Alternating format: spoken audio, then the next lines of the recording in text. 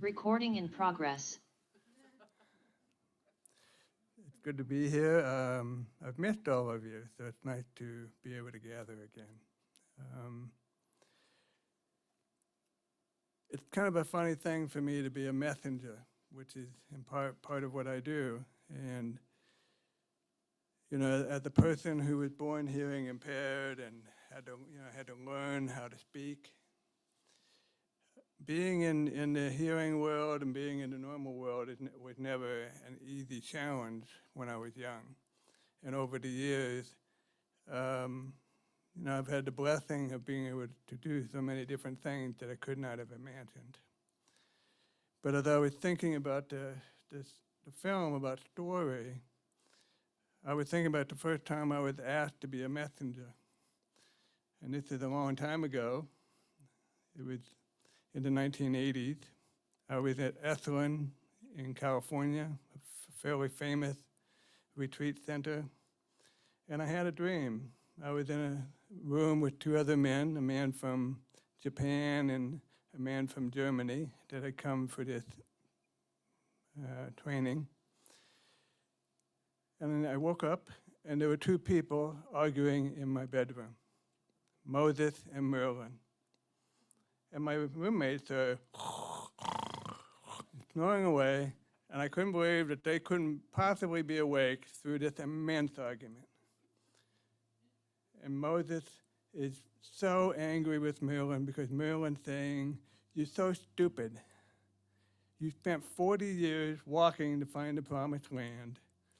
And if you'd walked in a straight line, it would have taken 7 days." Well, Moses was totally beside himself. And they motioned to me, and they said that I had to come with them. And we went down to the beach, which meant we went way down this high hill, off the cliff, down to the beach.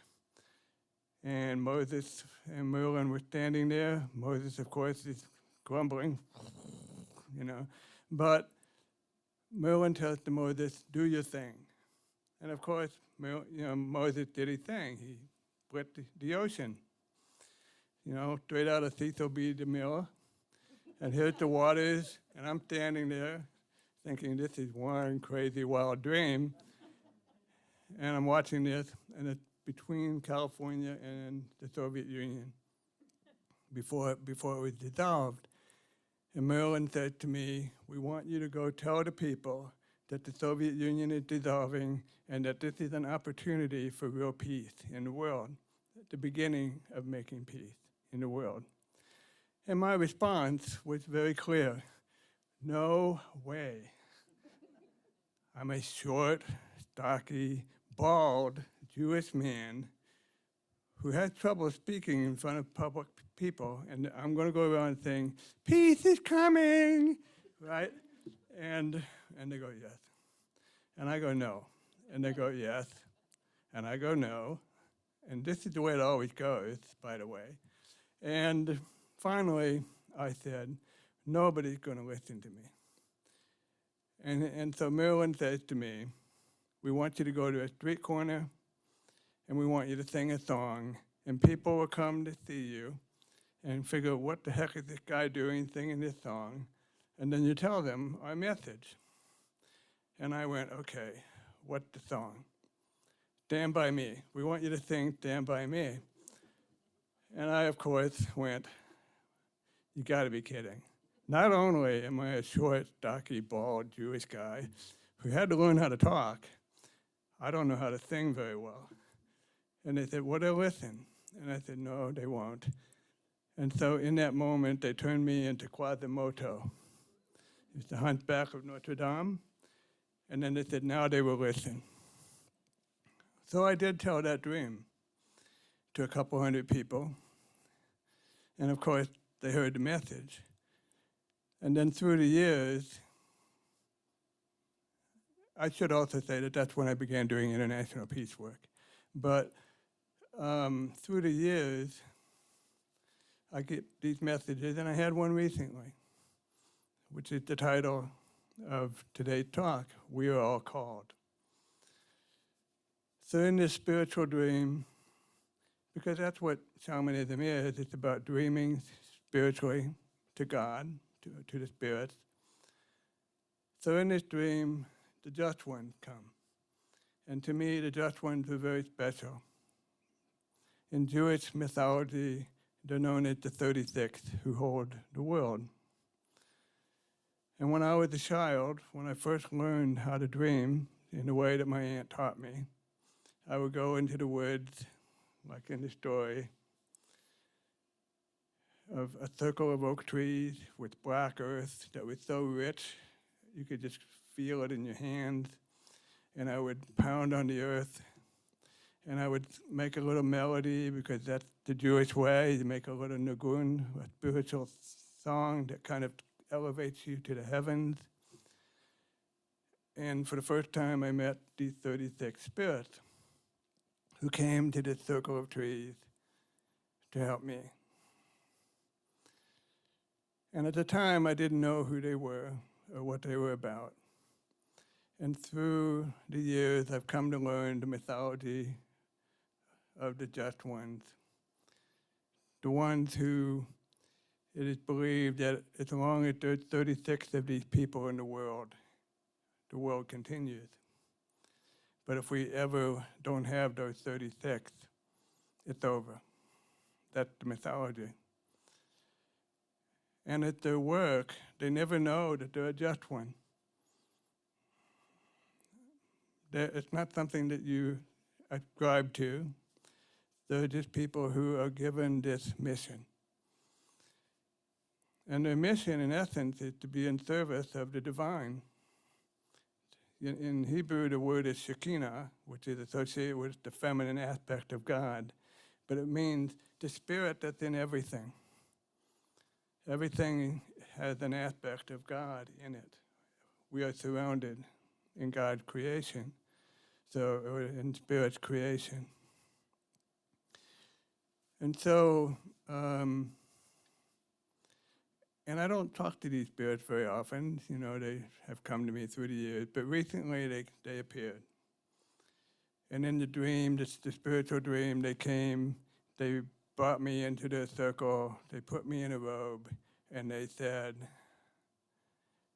you need to tell everyone that they all need to become part of our circle. They all need to become just ones. Your world is in that place where everyone needs to be in service to the divine, to the spirit in all life. The earth is in such a place. So that's where I begin, with that notion. What's also been true is that for the last 4 years, I've been communicating with indigenous healers from all over the world, because they all have computers, or people have brought computers to them so that we can communicate. And relatively recently, there was a meeting of many tribes, many tribal people, where they talked about this time, because they've all had prophecies. And they, so they see what's happening in our world right now as what's been prophesied for a long time. We have the pandemic. We've had fires all over the world. We've had floods. We have drought. We've lost 7 million people to the pandemic. We have people in movement because their places are no longer livable around the world. So we have more people in movement, in migration, than we've had in the history of that being tracked. Far greater than World War II, which was, until recent years, the largest migration in human history. So, pardon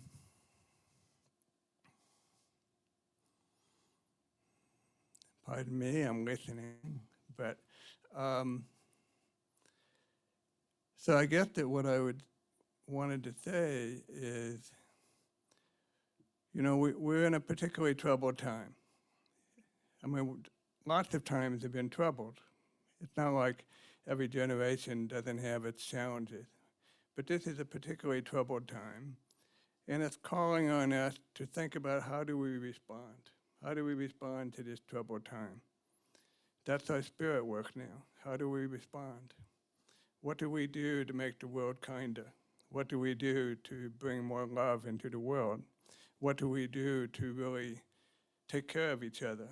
What do we do to take care of the earth? That's our work. One of the things that I've been part of in the last couple of years is the American Psychological Association COVID Task Force. And the result of all of the research is that people are feeling numb, people are feeling empty, people are feeling disconnected. And the result of that is that people are going crazy. Madness is actually on the rise by a lot. People are getting violent. That's going way up. People are killing themselves. That's going way up. And all of these things are happening all over the world because people are feeling lost and people are feeling spiritually disconnected. Like, it's really nice that we can be here together, here in Fond du Lac, but also that people can connect through Zoom and in the virtual world. Because we need to come together in a way where we can share our wisdom and share our concerns and talk about how do we want to respond. So in that sense, that's what I mean by we are all called, like the dream with the just ones. How can we respond? Because it's not going to be my personal feelings involved in this. It's really understanding that more and more our issues are becoming collective. If everybody's going crazy, it means we're all going crazy. And I've had my own moments when I felt a little crazy in the isolation of the one room in my house where I live many hours a day in front of a computer. But if there's violence, I'm not separate from it. If there's people taking their lives, and some of them are people that I know that touch me directly, it means I'm not separate from it. And that's kind of what the meeting with the elders recently was all about. How do we come back together? How do we bring our traditions and understanding so that we can think about what we're leaving behind? What do we want to leave forward for the future generations? I know for myself, I can honestly say that my generation made a lot of mistakes. We made a lot of mistakes, and we need to clean them up. We don't want to pass that on. At least I don't. So that's part of my work. I think it should be part of our work. But also, to just understand that we are all, in a sense, connected in this history that we've all inherited, that we're not separate from that. And that for us to move forward means that we have to be able to dialogue together around how do we want to respond. But I'm going to lose my voice. So that's, I guess that's mostly what I wanted to say. You know,